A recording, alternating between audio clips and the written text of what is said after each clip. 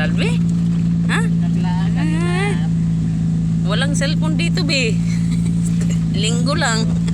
Oo, kinukulik pala yung cellphone.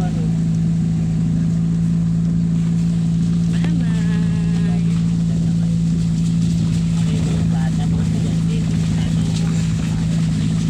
Makapag-aral talaga sila. Hindi mapupuyat. Oo nga. Hanggang dito yung hanggang dito yung parking doon sa dulo. Ay, abot doon. Ay, gano'n. Dito, dami parking dyan. Ay, gano'n. Tapos doon, hanggang doon pa sa may... Ay, ang layo din ng nilakad, Nagkakad na yung iba simula doon yan sa palikod doon. Yung daanan ng mga bus. May ganon. Ay, gano'n. Babaan sila. Kaya nagrereklamo na yung iba dyan pagdating. Layo ng kami. Saan ba sila hanggang na sa may alas na ganyan? Hindi, lagpas pa. Saan? Sa hanggang doon po. Yan ba yung may sa ilalim? Ayan, ganyan dyan. Lagpas pa kundi dyan. Yung mga sasakyan. Tapos dito nag-ipit-ipit na. Nagsasalubong na kasi may papanlabas.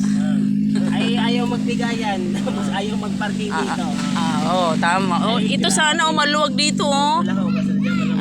Malambot. Pwede sana dyan. Dito may bumaon. Ada. Wala kami ng tulak. Ayan. Bumaon siya dyan. Yung sa Ay, ganon. kasi pumasok siya dyan. Jeep pa naman yung kanya. Tapos yung sasakyan ni yung kagabi kinagani Clerigo, dyan bumaon. Sabi ko, ang galing naman ng pagparking niya. Sinot niya talaga niya sa gilid.